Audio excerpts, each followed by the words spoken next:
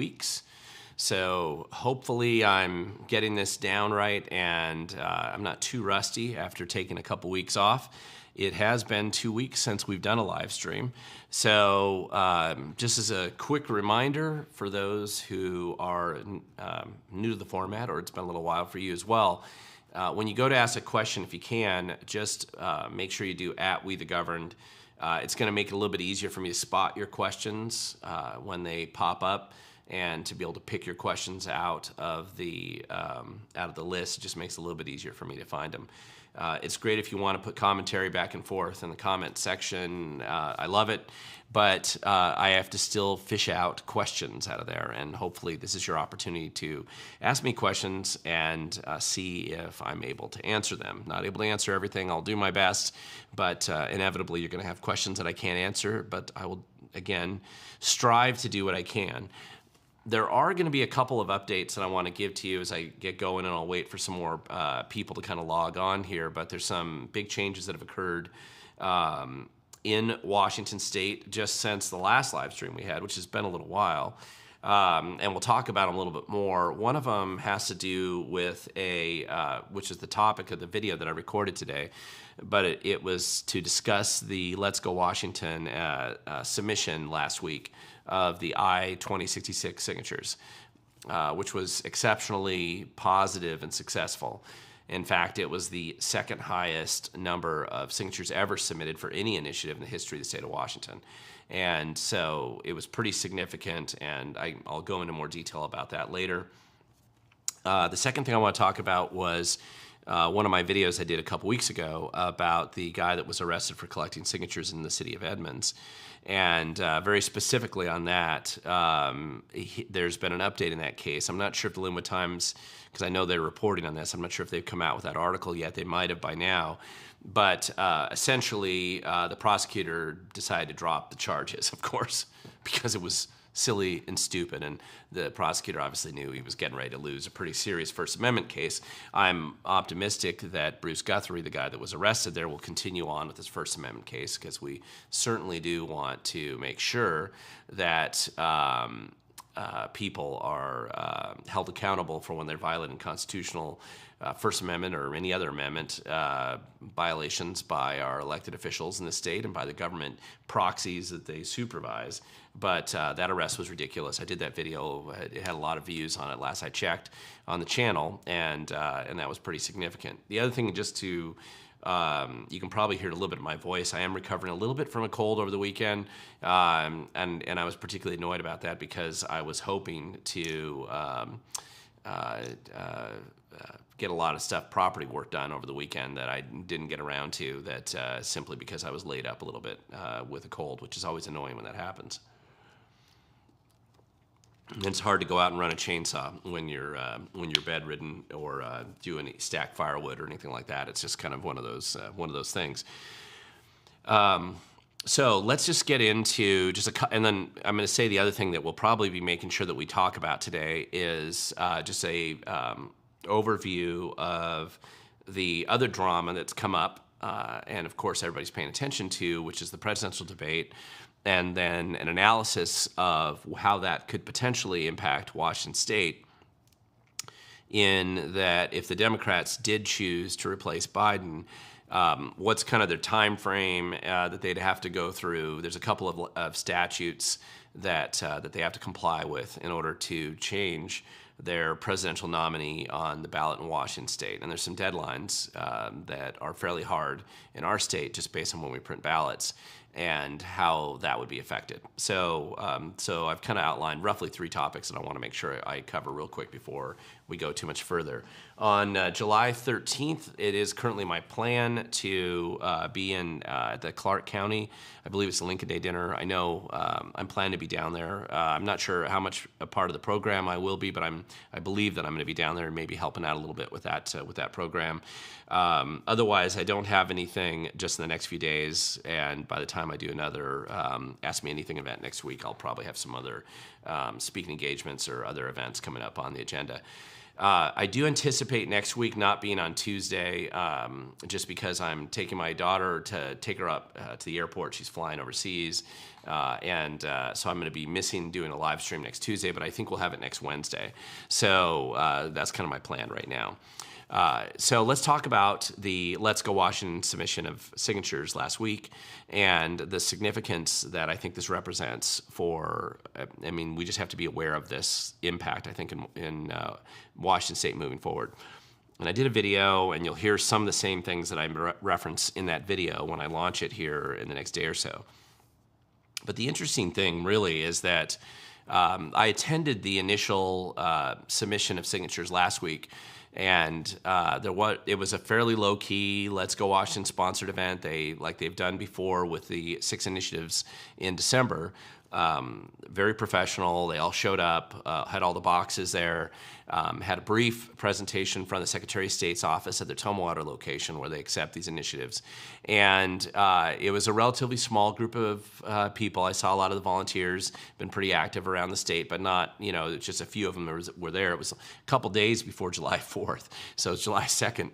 And they turned in 431,000 signatures, which by itself is perfectly adequate to get well over the top of what they need. They need just under 325,000 signatures, so that would have been plenty by itself to qualify the initiative.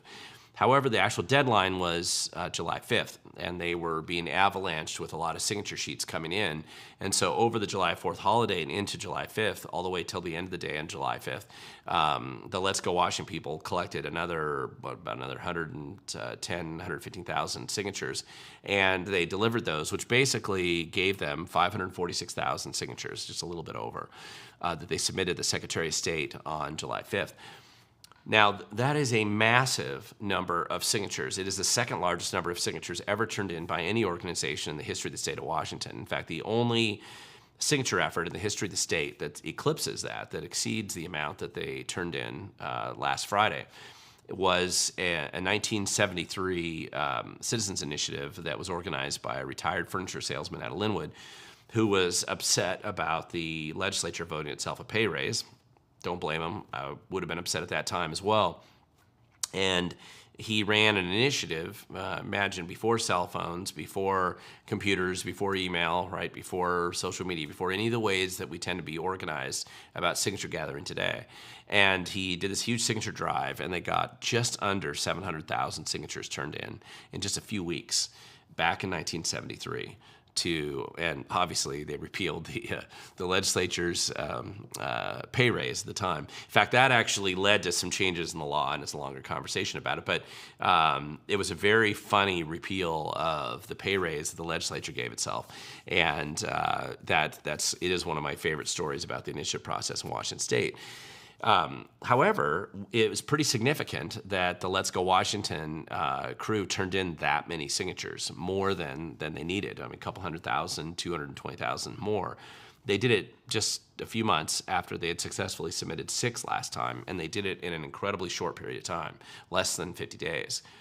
Now, normally you have a little bit more time, but what happens is when you file one of these initiatives to the people, there tends to be changes to the ballot title, legal arguments over the ballot title changes, and so that delays and it shortens that window because there is a fixed amount of time. You have to be submitted, you have to have these signatures submitted by usually the first week of July. And so that window of time is pretty tight, and when that time hits, that deadline is done. And they really were limited in the amount of time. It was very questionable as to whether they could get it done. And obviously, not only did they get it done, they got way more than they needed. Now, largely this is underplayed and not reported much in the traditional kind of government-approved media. They might have to acknowledge that it happened, but generally they're going to be ignoring this because it doesn't fit the narrative that the established political class wants to have, which is that their stupid bill to 1589, which was to repeal natural gas, essentially, it was laying the foundation for it. It didn't repeal it itself, but it started the process to repeal natural gas. It laid the foundation for that. That was so unpopular, where 80% of the state including areas of King County. Nobody wanted that bill. And in fact, even the Democrats couldn't get enough votes for it, so they had to threaten each other. Inslee and Ferguson and stuff had to call in all their chips to threaten Democrats who didn't want to vote for it, to force them to vote for it so they could get to pass at 2 a.m. in the dead of the night, one of the last bills that they passed, incredibly unpopular. Now, it got watered down from how bad the original Inslee had drafted and supported version was, but essentially, Initiative 2066 repeals that and actually repeals a little bit more. It addresses this whole effort of trying to make natural gas illegal.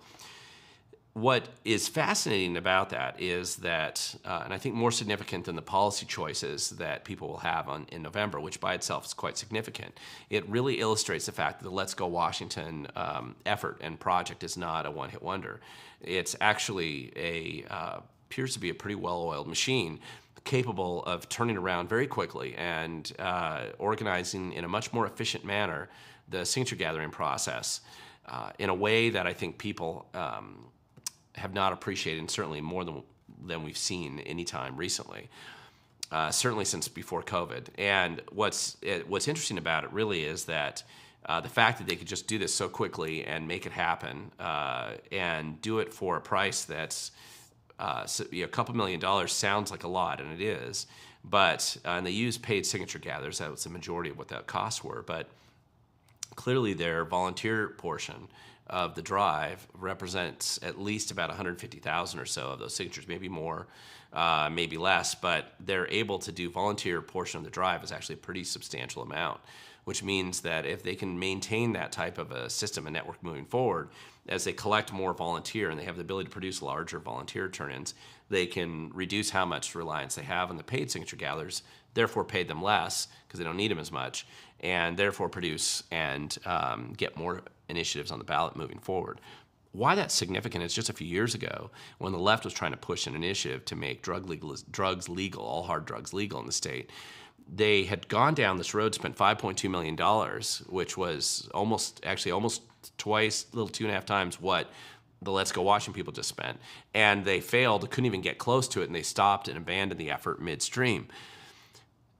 It may be that the Let's Go Washington people they've really set up a system here that's one of the most efficient, certainly that we've seen in a long time. And under with inflation and post-COVID and a lot more of hostile regulations and rules that the state has imposed over the last 10 years or so, they've really been able to do this and make it a systematic approach. So, and the ability to do 6 at the same time just last December successfully, initiatives to the legislature, that's a big deal. And I think moving forward, this really illustrates a dynamic change in the ability of people who don't control the governor, don't control the legislature, to actually get good policies passed, repeal stupid tax ideas or bad legislation. I think that opportunity now has been handed to us for some period of time, as long as Brian Haywood and Let's Go Washington kind of keeps this project moving forward. So it's very exciting and very significant change moving forward.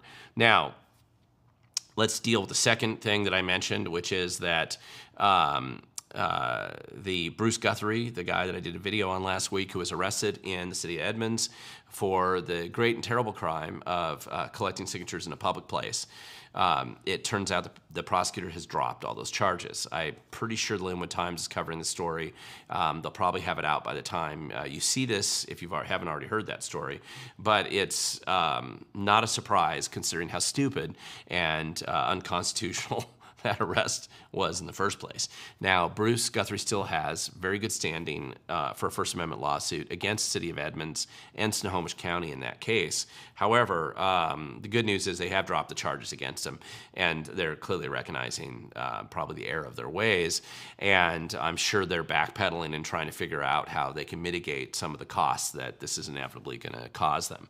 I hope Bruce sticks to his guns, that he deserves to get a large settlement, and it truly, in this case, is about forcing the city of Edmonds and the Snohomish County Sheriff's Department and every single other person that's involved in that decision-making process to go back, not just formally and openly and clearly apologize to him, but to have everybody retrained on the Constitution and what it means, and just restore some level of it's not about the money, because the money that they pay out for damages oftentimes gets covered by insurance, and taxpayers ultimately pay that price. It is about making sure these individual people have some cost, and also public embarrassment, and clear direction that they were wrong, and that they have to force and admit that they were wrong publicly in as public a way as possible. So I think that's good news. And then the third thing, because it is on everybody's mind, which is that with Biden's, I guess if you worked in the media, you didn't realize that, or at least you wanted to pretend that Biden didn't have Parkinson's, or he wasn't mentally impaired. I'm always surprised that people were not aware of that. And actually, I think the media did a lot of covering up for Biden and his obvious cognitive decline that's been going on, certainly since we've seen him in office, and really since before he ran his basement campaign in 2020.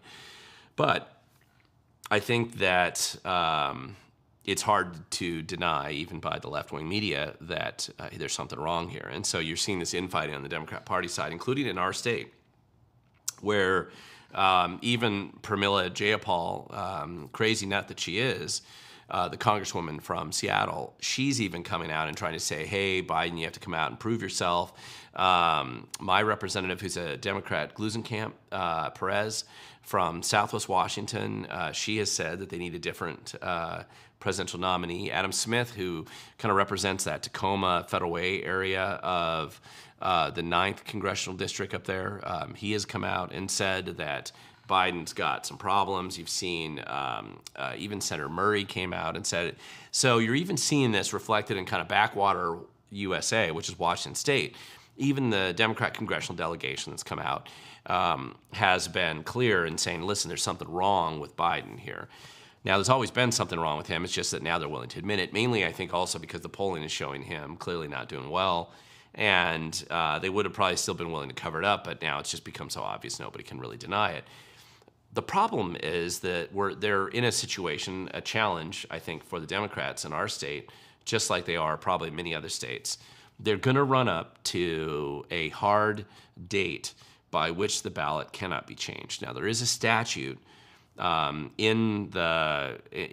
state law, a couple statutes actually, that are involved in who actually gets put on the ballot for the presidential nominee in December, the December ballot. Now, if you remember, there was a story that I did a while ago where the Democrats were trying to take Biden or Trump off the ballot for the Republican nominee when they had the presidential primary, the partisan primary that you saw happen earlier in the year.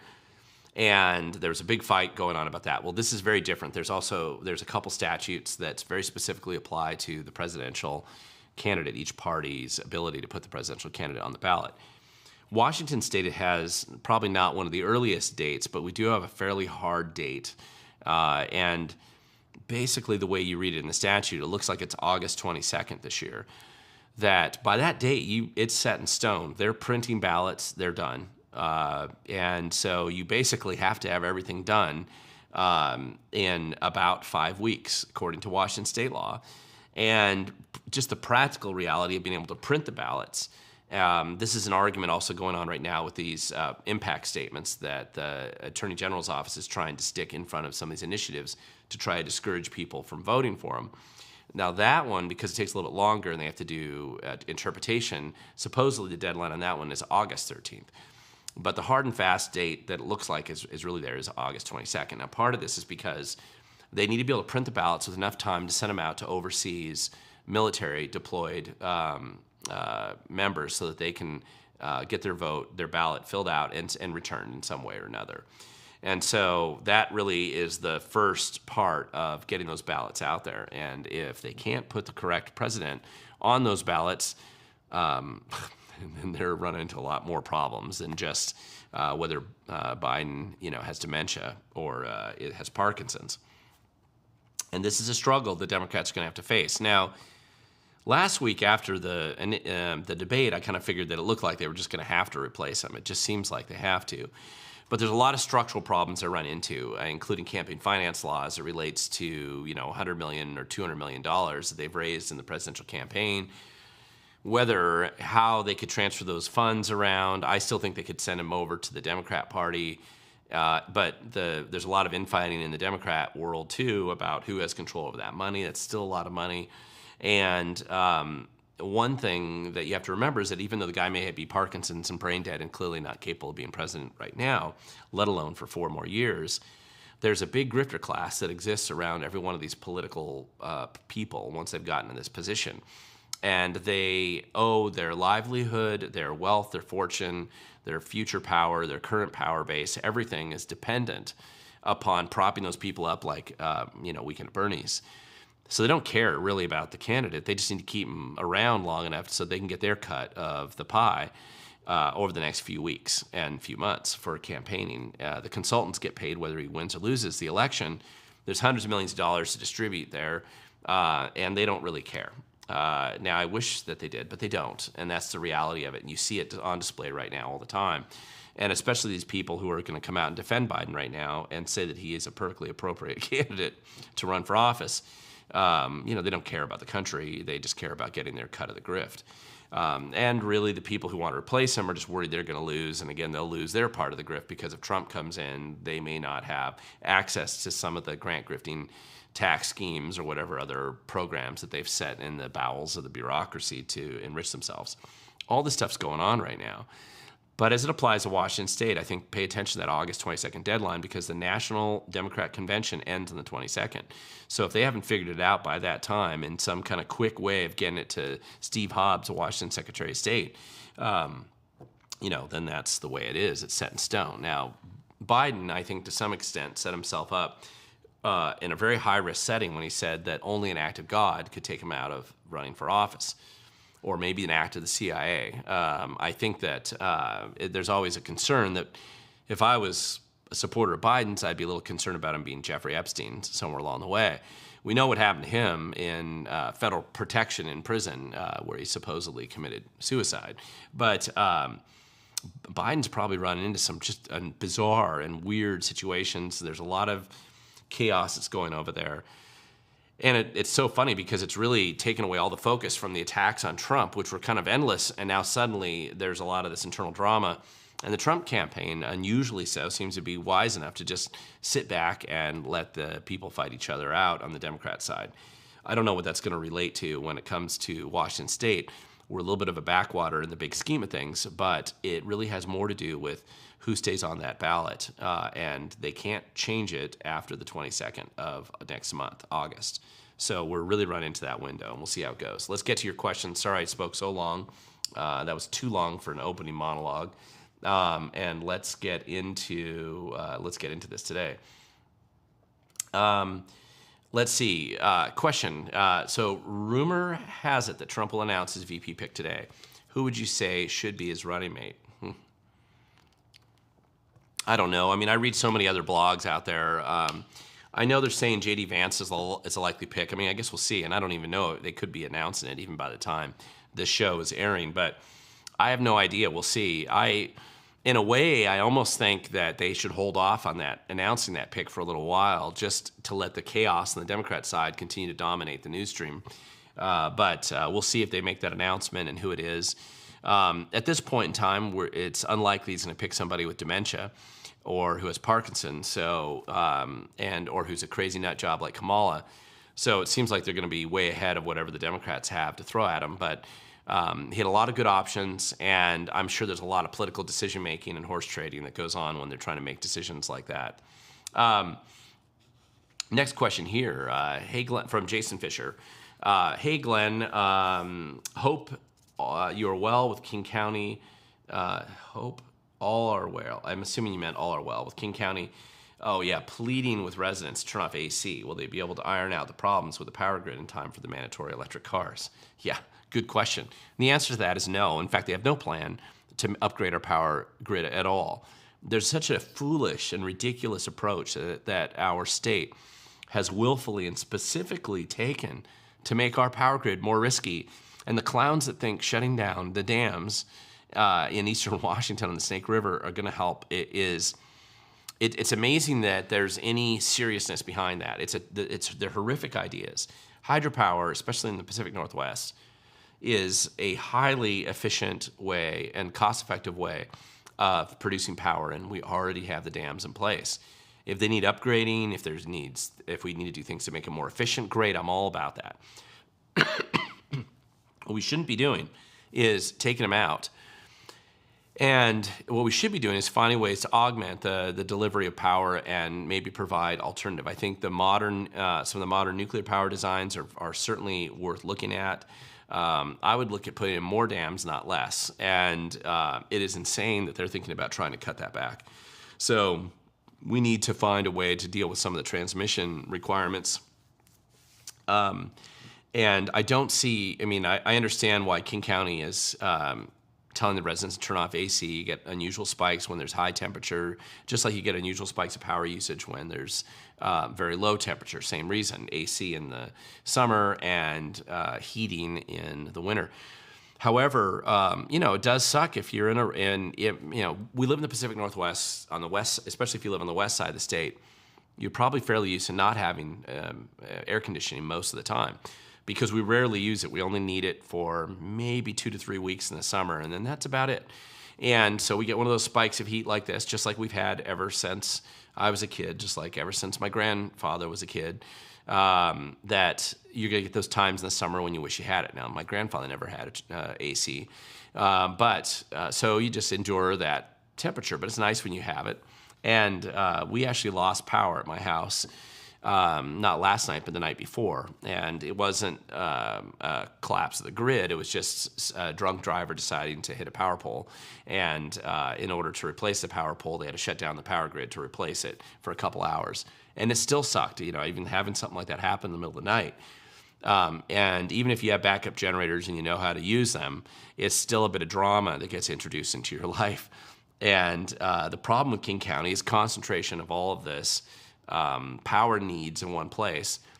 Picking a pet project like electric cars that are going to need a substantial draw on that power grid, and then doing nothing to support the power grid to increase the actual ability to distribute power to support it. And that's what we're seeing out there. And of course, you also had that article recently in the Seattle Times. Was it Seattle Times? I think it was a different paper, that they did a whole story about all of the thieves stealing the copper out of the charging stations, which is hardly going to make it more likely that we're going to have a better power grid moving forward. There's some horrible and terrible decisions made by these people in charge right now, and they have no idea what they're doing. Next question, Thunderstriker. Yes, based on Biden's current position as the incumbent president, his potential re-election bid for the Democrat nomination in the upcoming election. Not a question, but it's an answer, yes. So I'm assuming you're just saying that they're going to, have to try to support him. Now, Barab Sharab, you're saying that Democrats are starting to give in on replacing Biden. Well, some of them are and some of them are not. That's why the fight's still going on. Maybe they will surrender in that effort, because there's certainly a lot of logistics involved in doing that. And if so, they have nobody to blame but themselves, because they set up a primary process that essentially prevented them from having any kind of a real primary process. Do you think, this is from Jessica Marshall, do you think that there's a chance of a Republican governor for Washington, or is Bob going to be elected? And obviously, Bob Ferguson is making the waves with his tuna check and check scam. If you've seen that, again, recently, he's trying to get more cash sent out. I mean, it's really an abuse of the system. He's clearly violating the law. But of course, nobody will hold him accountable, because he is the Attorney General. So in theory, he's the highest law enforcement officer of the land. The Executive Ethics Board is a joke and corrupt to the core. There's not a single person on the Executive Ethics Board that's honest, and they're all put there to be placeholders and yes men to Inslee, of course. So they're just going to ignore whatever legal violations that Ferguson commits in the meantime. So he's going to just break every law he needs to. And obviously he showed with his desire to force Senator Hobbs to break the law that the laws don't apply to him and that he's just going to be a tyrant. That's his whole approach, which is one of the reasons why there's a lot of Democrats that don't like him. If they've had any interaction with him, they know he's a terrible guy. But anyway, that's the kind of process that we see going on right now. That being said, Ferguson's vulnerable, and you don't have to believe me. You just simply have to look at how he's running his campaign. He thinks he's vulnerable. Where Ferguson thinks he's vulnerable is that he has been so absent from trying to solve any of the public safety issues. And where that really matters is in that tri-county area or the urban areas of Washington State generally, where crime has been most apparent and lawlessness has been most widespread. It doesn't matter whether it's retail theft, car theft, murder rate. We had about a 48% increase, I think, in murder rate. I don't think we're up to the levels that we were in the late 80s, early 90s, but we're getting there if we aren't there already. And our car theft rates are certainly one of the highest in the country, and retail theft has been bad. And so suddenly, Bob Ferguson, who literally did nothing in 12 years in office, suddenly came out of his slumber and woke up and decided he needs to pretend like he cares about public safety, when he clearly doesn't. If anything, he's cared about making you far less safe in public by releasing violent sex predators, making it impossible to defend yourself, taking away your right to keep and bear arms. Ferguson's a terrible guy. So he's vulnerable because of that. And he believes, it doesn't matter whether you support who you support for governor, but Ferguson believes that Reichert is his greatest threat. And so the belief that the Democrats have operating going forward is that Reichert's going to come out of the primary and that that's who he has to face off with in the general. And so Ferguson's trying to pretend now that he suddenly cares about law and order, even though he's never provided any evidence to support that in the past. And so you don't have to believe me. Just look at what Ferguson's doing. It's not an accident. He's suddenly realizing that that's where he's vulnerable. And when he does that, it's not because it just was like something that came to him in his sleep. It's because, unlike Republicans, he actually spent a bunch of time probably doing studies and surveys, or more likely, leftist organizations that support him have done those surveys and studies, and they're coming back to him saying, hey, here's some of your problems. And your biggest problem is probably public safety, or everybody thinks you're a weirdo, or you're creepy, or you are a jerk, and this is how you need to soften your image so that you don't come across like a creepy weirdo jerk. I don't know. It'll be something like that. So that's why you're seeing Ferguson kind of go through this change in his campaign. It's because of information that he has. He's not doing that. So that's not a theory. That's why he's doing it. Let's see. Is it true? Okay, here's another question. Betty Mahoney, is it true, Governor, I'm assuming Inslee, moving to Hagden, Idaho, and they purchased property there? I don't know. I'm going to tell you about this because this is a rumor I've heard numerous times. People will say Inslee bought a place over in Kittitas County, or Inslee has a property going up. He's building a house, or he's building a cabin, or something like that. And listen, if you don't actually have some kind of a deed to show that that's what's been purchased there, or a trust that he's associated with that's bought that land, it's just a fictional story that nobody's really has any support behind it. So, and I don't know why it would be Idaho, but and Hayden, Idaho seems like an unlikely location for him to go, but maybe. But show me where he bought a place out there. Maybe he bought it for a cabin. He lives in Bainbridge Island right now. It's his main house. So, and he's been there for a while, and he's in a total leftist enclave, so he probably feels pretty safe out there. There's no homeless camps near his house. So I imagine that he has no reason to necessarily leave that area. So, but we'll see. Maybe he did. Let's find out. So get the information. Property records you can find, or if it's an insider who knows it, then really get that insider to clarify which organization's buying it, because you can still run back ownership of most entities that are buying land. Whiskey Monk, you asked this question 2 weeks ago. Sheriff, I didn't follow up specifically with Sheriff Bob Songer, although I was out there in that county just recently. But if so, how do you feel about his stance on repelling feds if their actions are unconstitutional in his county? I'm better understanding this question than I did when you asked it last time. And so under this scenario, I like that idea generally. I think that sheriffs should be protecting the constitutional rights of the people who live there. And if the feds are going to come in and abuse their constitutional rights, I think the sheriff does have a responsibility to protect the citizens who live there. And so I think that's a good idea. I just don't know how that really works in practice. I mean, to be honest, the only potential thing you have is a conflict between federal agencies, maybe, and the sheriff's department on classic enforcement scenarios. We have seen sheriff's departments used as pawns by the feds in a couple of overreaching, excessive force kind of cases like ATF no-knock raids and some FBI cases where it was really questionable. They didn't really need to get that aggressive. They could have just gone out there and served a warrant on them without having to bring out the big battering ram and the whole police state no-knock conflict.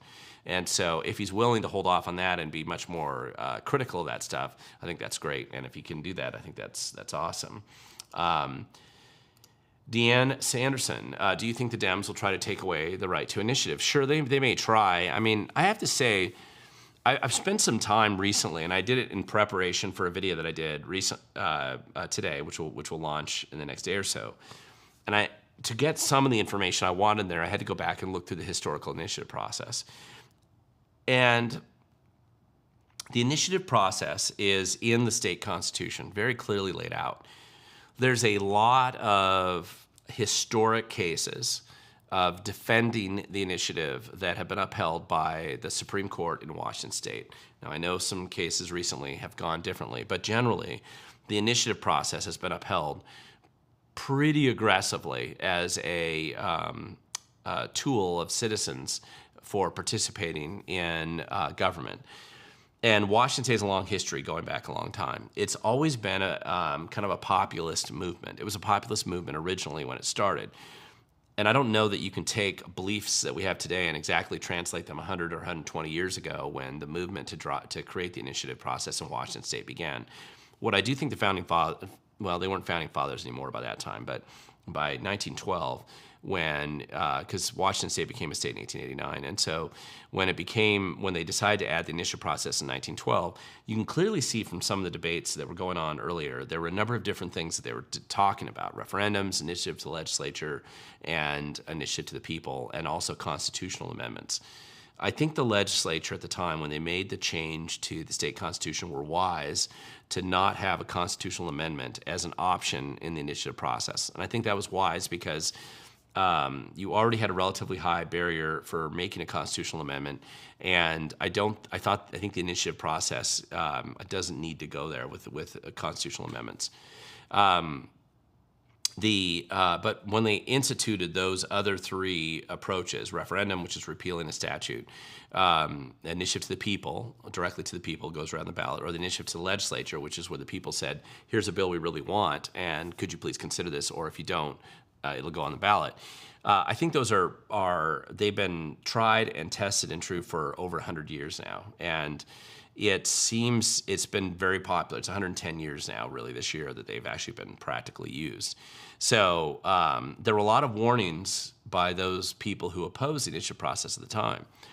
And one of the warnings at the time was that the citizens of Washington are going to ban alcohol. That was actually their first warning, and they were completely accurate. That's exactly what the people of Washington did. The very first chance they got in 1914 was to ban alcohol. Now, so we were ahead of the federal government in banning alcohol by a number of years. The whole movement to ban alcohol was super popular in Washington State at the time. It was overwhelmingly popular.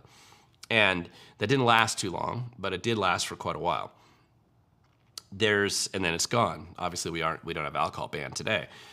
A lot of dumb ideas come out of the initiative process, no doubt about it. But there was a theme consistently over the last 110 years or so on the initiative process that you would see periodically popping up all the time, which is pushing back against taxes and government overreach. Very, very common. 1922, they repealed the poll tax. 1932, 34, 36, and 38, they were trying to constrain property taxes. And they eventually forced, just by sheer continually doing this time after time, they forced the legislature just to change the Constitution to make it harder to raise property taxes at the time.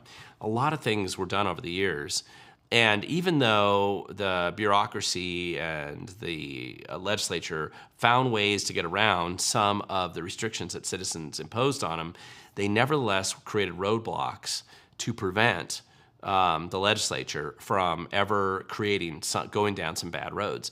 Really, the initiative process helped prevent an income tax in a lot of ways, because the people have rejected it so many times. Not the first time, though. In 1934, when it was proposed by the Grange at the time, the people voted for it. It's the only time that the people of Washington State ever thought an income tax was a good idea. And it was thrown out as being unconstitutional, and it was clearly unconstitutional. Then after that, the people have generally rejected it continuously and endlessly. Partially, I think, because they became more familiar with just how corrupt government is, but it's just interesting that, it's just interesting. Here's a question here that I have. I just saw this one. Dan on the run. Hopefully you're not actually on the run, but if you're on the run, okay. A couple years ago, I asked, who are the goons in control? Your answer that they are a loose bunch with the same goals looks correct, because no core goon group in sight. Okay. Thanks for confirming that answer. Now, listen, government corruption and people who are in charge of government, it changes over time.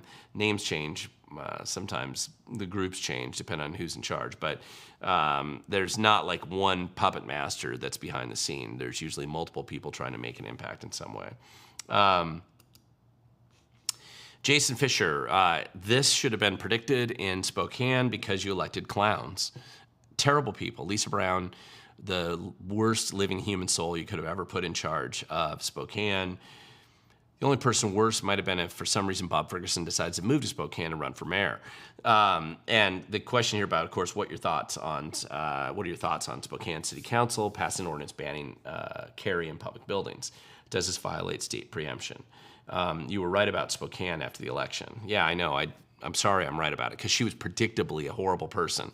The Republicans, by the way, were foolish and stupid in the primary and self-destructively moronic in the city of Spokane by primarying their own person in a way that weakened her, I think. For all her faults, she would not have been a crazy nut job, and it really did lay the foundation for a crazy nut job to get in place. So, but that's a sideshow here. I don't know. It's a good question about preemption. I know that the Democrats and the left in general has hated the idea of preemption in the law because they've wanted to impose these little fiefdoms of, hell on earth, right, as a little island, and so then they could spread the poison elsewhere. It's a classic leftist tactic. It's been used for a long time. It can go the other way around too, but that tends to not be how it gets interpreted. So anyway, it's a terrible idea. And what happens is, historically, when you make gun-free zones, or these places where they're gun-free zones, those become the places most likely to have bad public events happen, including shootings or crime, because the criminals will make the pretty logical presumption that if you're not allowed to carry firearms there, then most good guys won't have firearms, and therefore that's a good place to go and victimize good people who will be unable to defend themselves. The problem with concealed carry from a criminal's perspective is that you can't tell who's carrying or not. That's the whole point. So grandma could be carrying just as easily as the guy, who's 27 years old with the military haircut in the corner that you kind of think might be carrying. You have no way of knowing. Concealed carry is beautiful for that because it basically creates this unknown situation. And in Washington State, we do tend to shoot enough criminals on a fair, average citizens defending themselves do shoot enough criminals that it keeps them on their toes in some places. And they may feel totally safe in Seattle, but outside of places, leftist utopias like that, it's risky. And no shooting zone, no carry zones are places that invite criminals to come in and hang out. So I think they're going to have some problems with that. Janice Lohman, how can we get the Ten Commandments back in the schools? Well, I'm going to point out to you that they've never been in the schools since the school's inception, as far as I know, in Washington State, going back to the beginning. The Bible was commonly used as a tool in most schools in early days of Washington State, just like it was everywhere else in America, because it was a commonly known book. Everybody had it. Most people viewed themselves as Christian, and as a grammar, English sort of basis of education, it was there. I'm sometimes wondering when I look back on it, some of it was cultural, and I think some of it was Christian, just culture generally, and then some of it was just presumed that everybody would have it. But I don't think the Ten Commandments were ever in the schools officially. They may have been informally in the schools in a couple different places. So I think saying that how can we get them back in is the wrong question. The question is, how can we get them in there in the first place, if you want to do that? It's just a fight that is interesting in the sense that it's a cultural fight you can have. But there's a lot of fights like that you can have out there. And if that's your passion, I would say go for it. I think you got plenty of schools in our state that would be willing to put it in, but there's going to be a lot of litigation against it because the left hates the Ten Commandments, that's for sure.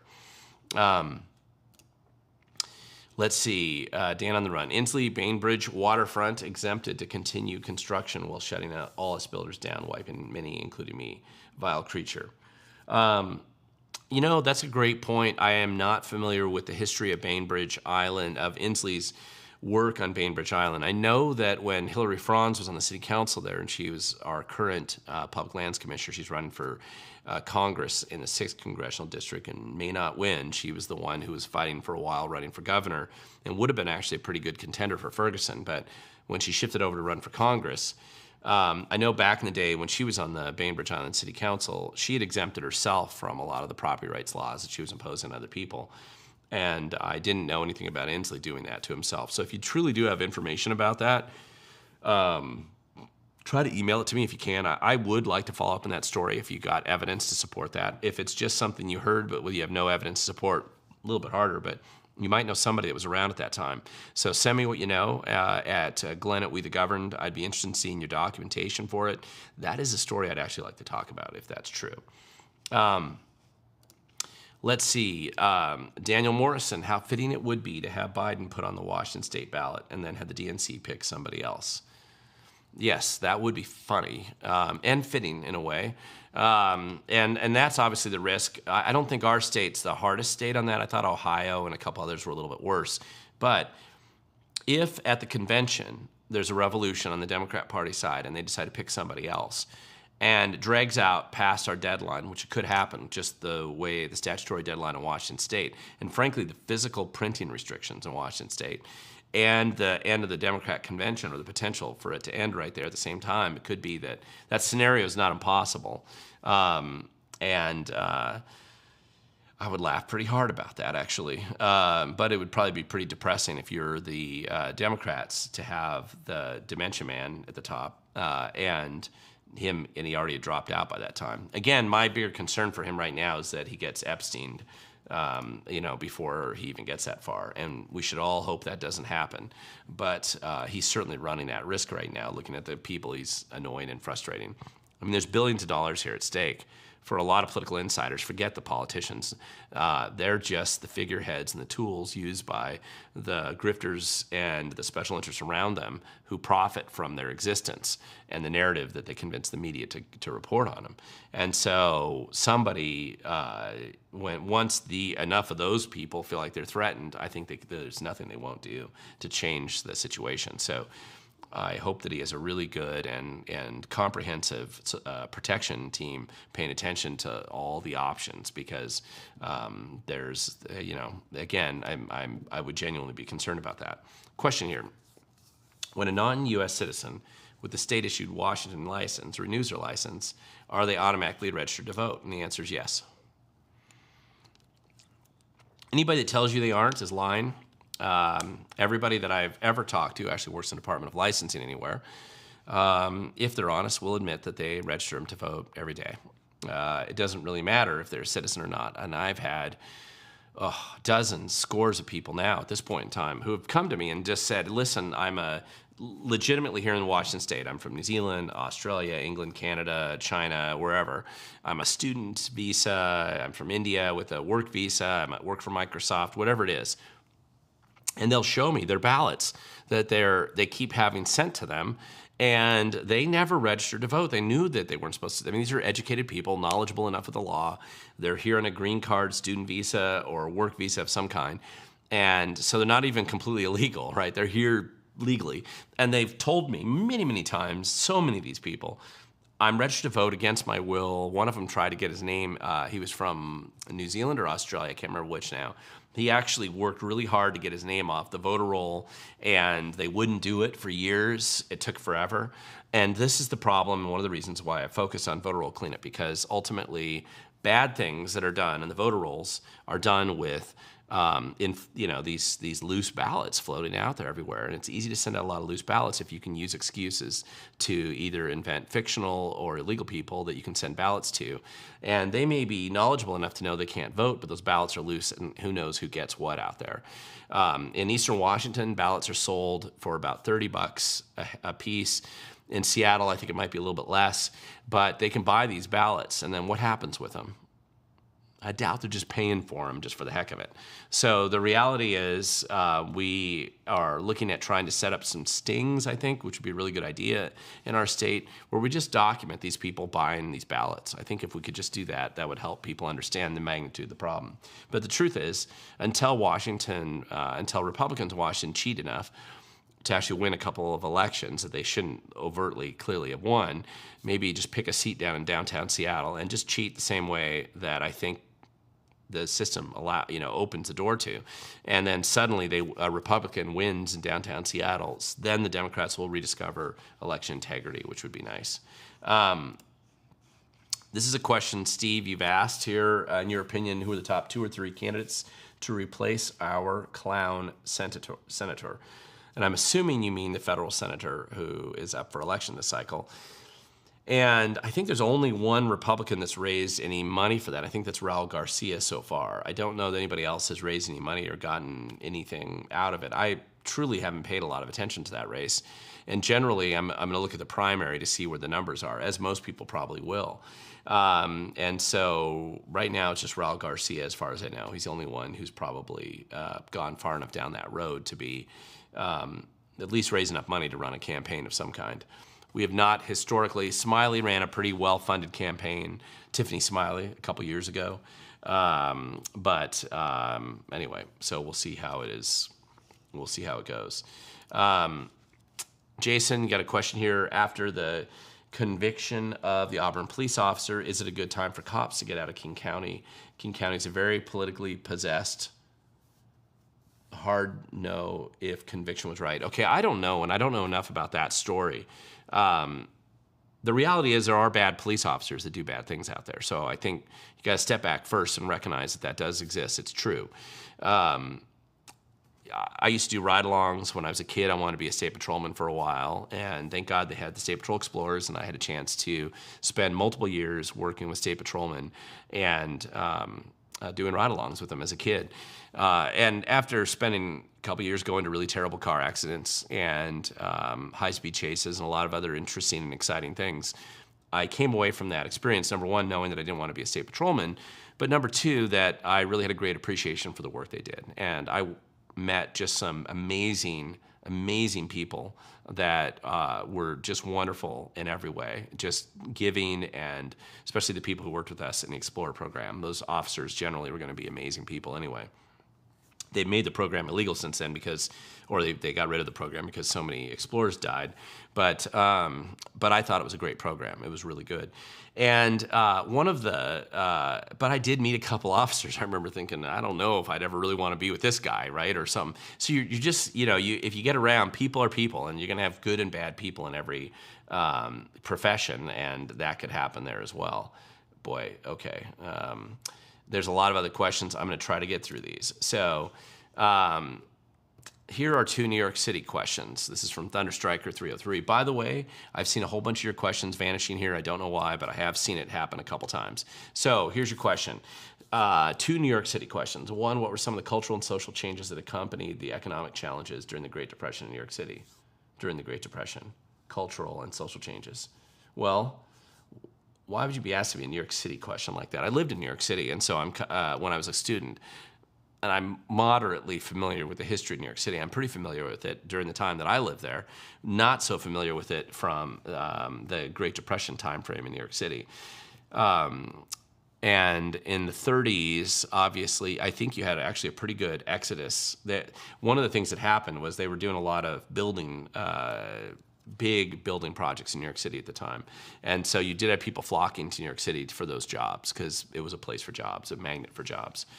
And so anyway, I think that was actually a pretty big deal at the time, which is really dealing with your second question here. How do the New Deal initiatives impact the infrastructure and economy in New York City? Well, some of those programs, they built, I think it was the Empire State Building they built then. I believe there were a couple bridges that they also finished around that time. So anyway, there were a bunch of big projects that did change New York City. ITA, this is a good question. I'm skipping, guys, there's a whole bunch of questions here. I need to get to some of these because there are a lot of people who have asked some pretty good questions here, and I'm going to try to get to them while I still have time. So have you gone over the Chevron decision yet? Curious how it affects the ambiguity of net zero policies. This is a big deal. I'm glad you asked this question. I forgot about mentioning this earlier because it is one of the bigger things that's happened since I did a live stream last time. The Chevron decision by the Supreme Court was largely, and this is a decision back, it basically gave the Supreme Court terrible decision that was made, an old case from the 80s, that basically said, when in doubt, like when somebody is fighting with a federal agency of some kind, and they've potentially stepped over the bounds and done something, gone into rulemaking that was way beyond what was intended by the elected officials or something. Basically, and when they're infringing on your rights, when in doubt, give deference to the federal agencies or the bureaucracy. A horrible decision that's gotten, the way it's been interpreted, to produce nothing but horrible experiences all over the place. It's been recognized in constitutional, by people who are concerned about the Constitution now for decades as a serious impediment to freedom and liberty and constitutional rights and that we have, because you've created basically a third branch, or it's really more of a fourth branch of government here, which is the administrative state that exists without controls or restraint on its activities for the most part. And part of that's also the laziness and corruption of politicians who pass either poorly written laws or laws that are willfully written vaguely to give all this administrative power and abuse to these agencies. And so to have the Chevron decision officially and formally overturned, which, to be fair, when Gorsuch was put on the Supreme Court, it was widely recognized that that was one of his goals and objectives, was to overturn that eventually based on his writings and knowledge of constitutional law from the past. But he's not alone in that. Most judges that were familiar with the problems that we face with this abuse of the administrative state, this was a big deal. Now, net zero policies are just one of thousands of abusive kind of expansion of government that's occurred over the last 70 years that really could be constrained back now. I think it really opens the door to a lot more challenges, and I think a lot more of these government agencies would probably lose than people realize. And the administrative state's fully aware of the significance of this. Under a Biden administration, they can probably think they can get away with it for a while. But if you have a different administration in there, whether that's Trump or a conservative president in the future or general administration, you really can grind away and get rid of a ton of bureaucratic overreach and abuse of laws, decades worth, in a very short period of time. So it's exciting to see it go down. Obviously, now we have to see where it goes next. Thunderstriker back again. Do you know or read an article that Biden aimed to prove the United States and global doubters wrong with the NATO speech this month? What are your thoughts? I don't think it matters what Biden does. I think it is very difficult to play Weekend at Bernie's with the President of the United States forever. And they've already been doing this for years now. And they got away with it because the media has totally ignored it and pretended like it doesn't exist. But to some extent, a bunch of people got red-pilled at the debate. And it doesn't matter if conservative people have seen this and been aware of this for 4 years. For the people that haven't been or have been foolish enough to actually believe what the government-approved media tells them, this is a big deal. And so as it kind of collapses moving forward, I mean, even like, was it Jon Stewart? I mean, people that I would never expect to be ridiculing this are really, it's really changing how things are being done around the country, and we'll see whether he wants to pretend like he's suddenly coherent again. I'm not sure they can give him enough drugs to actually get him to that point. Question here by T: are foreigners getting alternative ideas through registered gambling establishments? Good question. I don't know, but I don't know why they bother. Washington State's the easiest state in America to get an ID, and we have probably one of the most corrupt Department of Licensing, and it leaks like a sieve. Whatever information they get, I'm sure organized crime is tied into that in some way. It's a disaster when it comes to your ID problems in our state. So I don't know why you need to go to gambling establishments to do it. Just go to the Department of Licensing. Which statewide races do you think are winnable? By Bentley Frevel. Well, I'm going to tell you something that down ticket, right? So what happens up ticket tends to have a trickle down effect down ticket. So the fact that we have 4 good initiatives, vote yes, pay less, in the beginning of every ballot in the state in November, not August, not the primary vote that's coming up, but in November. The vast majority of people that vote yes there are going to be more inclined to vote for more sane and less crazy people in office. And so if by doing so, if that inspires them to come out and support people who are also supporting less taxes and less government abuse and less corruption in government, that's probably going to impact slightly how voter turnout influences down-ticket voting. The other effect, of course, is going to be the presidential effect. Now, normally the presidential would be top of the ballot, but it's not. It's behind the initiatives. So the next question then is, how enthusiastic are Democrats for voting for Biden? My experience has been that I've actually almost never met anybody recently that says they love Biden. I've met a lot of Democrats that hate Trump. And so the anti-Trump vote is going to be what motivates the Democrat turnout, at least as it applies to the presidential race. But in Washington, the delta between Trump and Biden is pretty big right now. Polling and in the election of 2020, regardless of other problems with the election, there's a big delta there.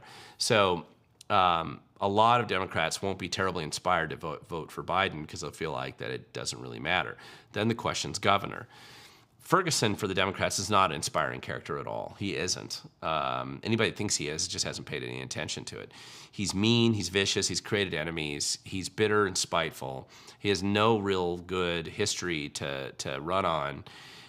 Attacking Iman and doing insider political stuff like he's done in the past is going to win you some internal support, but it doesn't necessarily translate into popular support, and that's going to be his challenge he has to face.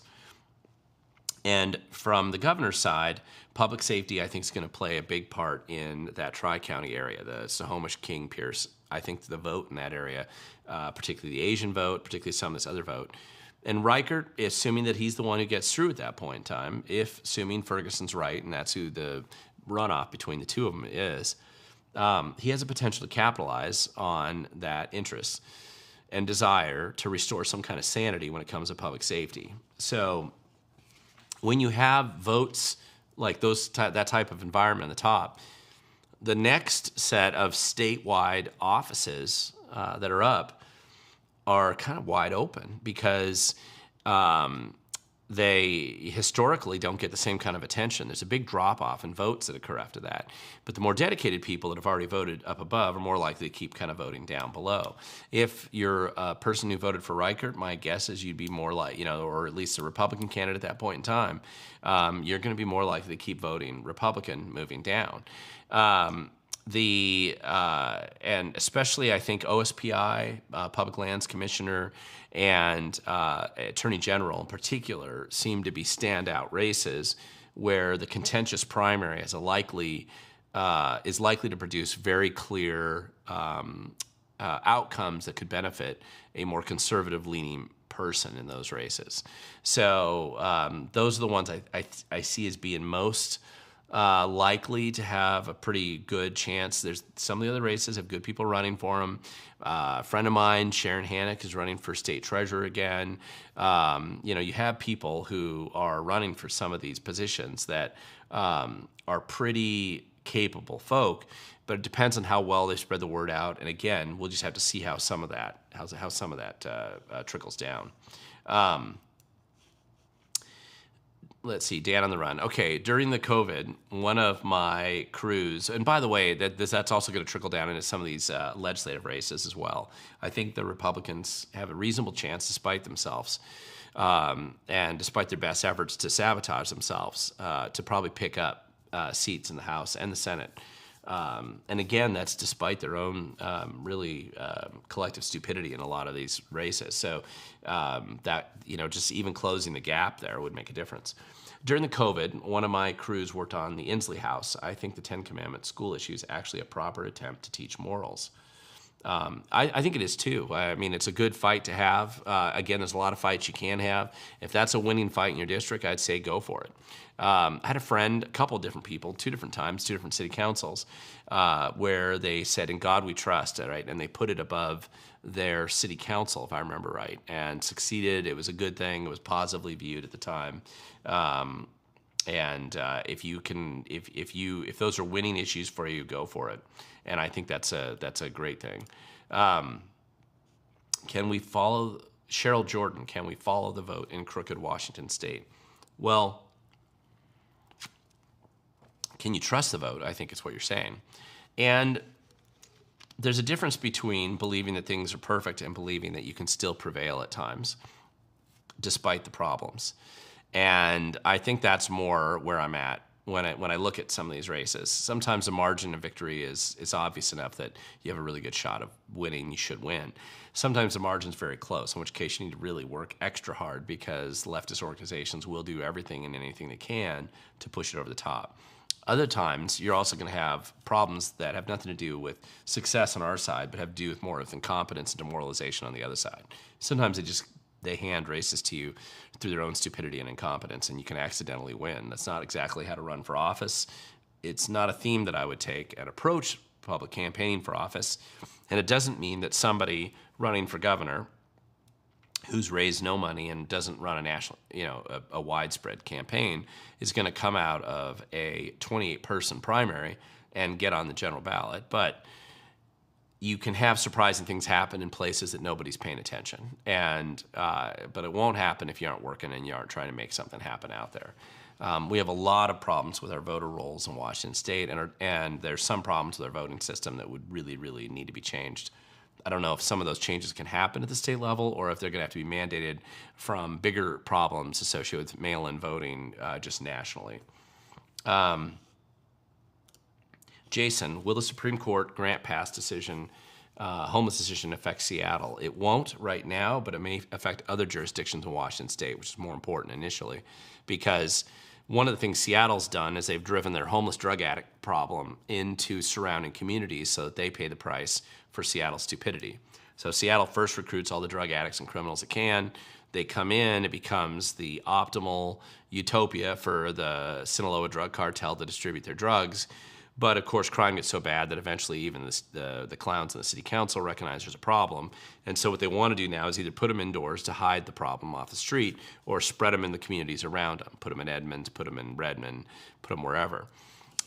You have clowns in Redmond that are foolish enough to approve homeless housing encampments that will just do nothing but attract crime and cost a vast amount of money, but it'll feed a lot of the bureaucrat parasites that they get, the grant grifting operations out of the homeless projects. But generally, I think initially the grant pass isn't going to affect Seattle. It is going to affect these other jurisdictions who either have sane people today or get sane people soon, who decide that they're going to counter the Democrat priorities and they're not going to destroy their cities. And when they decide not to destroy themselves and that they aren't going to accept violent crime and they aren't going to accept homeless industrial complex projects, and they're not going to give any money to that, and they're going to sweep camps and not allow them to occur, the community's better off. Things get better there, and the drug addicts move to where they get the handouts and the easy drugs, which will be in Seattle. So we'll see what happens. If you had to give it a percentage, what's the likelihood, in your opinion, Washington elects a Republican governor in 2024? Listen, the odds are always against us. 43% of the voters historically are going to vote Republican for governor, historically. It might get up to 45. It could be 47, but it's somewhere in that range historically. The question is that last 3 to 5%. What is it that shifts that last 3 to 5%?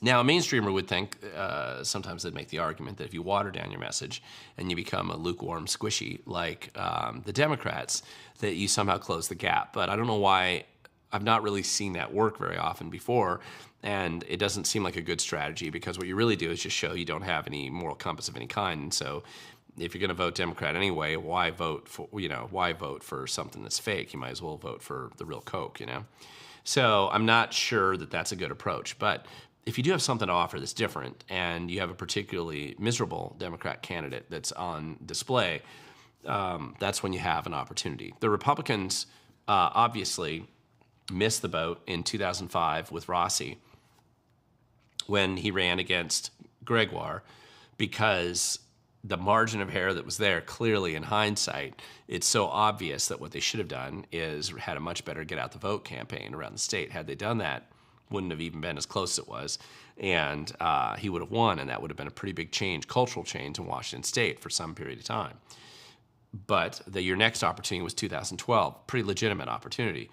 And Rob McKenna was quite close, and I think Rob McKenna screwed up by throwing conservatives under the bus and basically depressing the vote for himself rather than inspiring the vote. And that vote was a relatively close count. In fact, that scared the Democrats and led to the bigger gaps that we saw later on. Now, it's true that Culp last cycle got more votes than any other Republican candidate before. Very true. However, the margin between him and Inslee was pretty significant, and it wasn't that close. The question is, what closes that gap? And what changes how people vote at that point in time? Beyond the other fraud problems that you have with the voter roll systems. And it also depends a little bit on how surprising some of those results are going to be. If you have large areas, urban areas, that are voting a lot differently than they're projected to vote, especially minority-heavy areas that the Democrats tend to believe are in their camp, and they racistly just assume that they're always going to vote for them. They're clearly losing Asian and Hispanic votes in a lot of places, and those are and black votes to some extent, but we don't have the same kind of population of black voters in Washington state. So it's really Asian is pretty big, and Hispanics fairly large.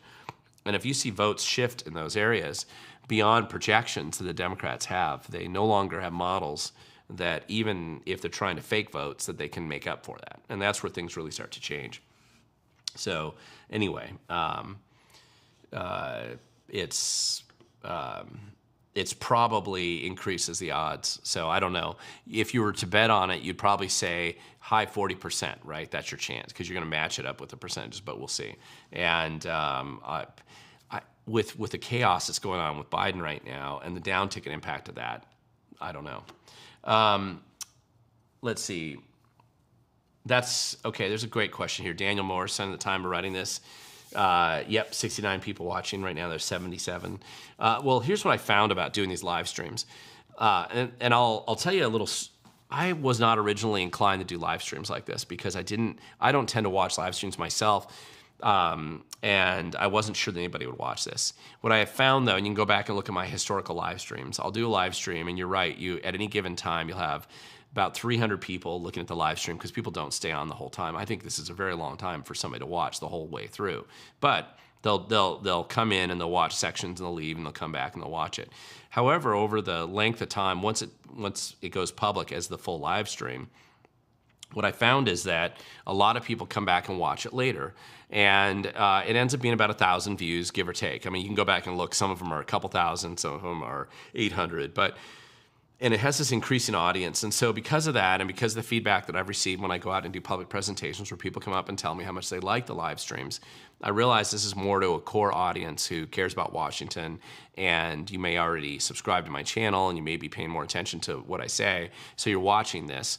And it means a lot to you. And because of the feedback that I've had from a lot of viewers, I keep doing these once a week because I get so much feedback, positive feedback from people, and the numbers seem to support having it as an option for communicating to people. My favorite way of interacting with people is in person, at events. That's my preference, or training activists in person. And via video is difficult because there's very little interaction. This is the kind of the closest thing I can get to it, because you're sending me a question, and it helps. But if you like what you're seeing here and you think more people need to watch it, that's awesome. Just share it with other people who you think would like it too. Maybe they will, maybe they won't. If they don't, Have them tell me why they don't like it.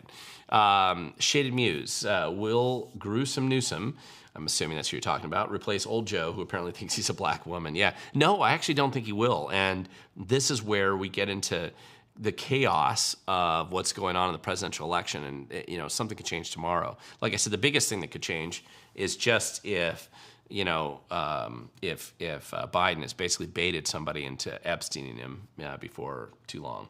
I hope that doesn't happen, but I'm concerned about that a little bit. If Reichert or Byrd gets into office, what would be the first thing that they should do as governor of Washington State? Easy answer to that question. Fire the top 3 levels of administrative leadership in all agencies across the board. There is nobody salvageable there. Every one of them needs to be looking for a job somewhere else. Immediately. I would do it. I would do it so fast that I would not even finish the swearing-in ceremony, and I would walk over to the office, and that would be the first thing that I would do. Fire all of them, because every one of them is spending every single second in their day trying to find some way to undermine you before you even get started in your administration. And it's possible there might be a couple of exceptions to this, but you can sort that out later. Fire them all now, just to be on the safe side. If you find a couple later on who come back and they can demonstrate the fact that they won't sabotage you from the inside, then maybe you bring a couple of those people back. But the vast majority of them, there are thousands, they need to all go. You need to get rid of all of them. You will find better people in lower levels of those administration who frankly are probably more honest, with more knowledge and more skills that you can rise up to the top. The Republicans don't have a deep bench of administrative leadership, so they're not going to be able to bring in people from outside, at least very rarely. So you're going to have to go with a very thin, much flatter management style than what exists today. But that's the first thing I would do. Let's see. Yeah, Don, listen, I mean, a lot of people said a lot of stupid things. Hopefully he doesn't, and hopefully you surround him with people that are smart enough to tell him that some of this stuff just doesn't work. A lot of people said dumb stuff in COVID. I have no doubt about that. I doubt he's alone in that. What are your thoughts on this new Cascade political party that got started? Well, Michael Case, I don't know much about it. I've heard it all before, so I'm interested in seeing what it is, but we'll see. I've never seen one of these that started up and didn't get co-opted, though, by one side, typically. It's usually the left. Political question of the day. Thunderstriker here. Political question of the day. How do countries balance sovereignty with international cooperation in addressing global challenges like climate change? Well, I think first you have to decide the integrity of your own population and keeping them safe and making them your priority number one should overrule any kind of international agreements you might have or entanglements you might get outside of your country. I think the greatest stupidity that countries have, and the one that tends to create the greatest disaster for the people who live in a country, is for them to sign on to international agreements that force them to destroy their society, like Sri Lanka did recently with the Enviro programs that they implemented there, which destroyed their farming economy overnight and then suddenly wiped out their country. Or interlocking self-protection agreements, as we saw happen in World War I, that basically led to this cascade effect where all these countries got into a war that none of them really wanted, but they all felt that they had to get into it. So it was nice, ITA. It was nice meeting you at the signature drop-off. I was in the Reichert shirt. Thanks for the streams. Nice to meet you as well. That being not limited enough, there's a number of people that have met me in a couple of these places that had the Reichert shirt, but thank you, and I'm glad that you're letting me know who you are. Let's see. What offices aside from governor do you think could use a Republican the most in 2024 in Washington State? Attorney General, that's number one. OSPI, that's number two, which even though technically it's nonpartisan, you desperately need somebody in there to at least do something normal. Department of Natural Resources and the Public Lands Commissioner could really use a lot of help. I would say the auditor's office, you need somebody there who actually is interested in auditing. That's going to make a huge difference. And believe it or not, the insurance commissioner's seat could have a big impact if you got somebody in who is more free market oriented and is willing to reduce the cost of insurance for people who live in Washington. These are things where you could actually make a pretty big difference. Now, I didn't talk about the state treasurer. We've had a Republican state treasurer recently. He was important and good and made benefits there, but a lot of those aren't immediately tangible to people outside of kind of an insider's knowledge. And then the lieutenant governor's race, lieutenant governor, you could say, is you can make an impact, but that's still second fiddle. So we'll just see. I'm going to skip down here because there's a couple of these questions, guys, that let's see. How do we fix, okay, this is a question Ben Grote. How do we fix the illegal encampment by Carpentitos and SR 167? It's getting pretty crowded and it is an embarrassment. Talk to the city of Kent. I believe that is Kent city limits. I'm pretty familiar. I grew up not that far away from there, and I lived for a long time in West Hill, Kent, off of 272nd. I believe that encampment in particular is in the Kent city limits. I don't think that's King County. And so assuming that is Kent, the city of Kent can get rid of that. That's ridiculous that they don't.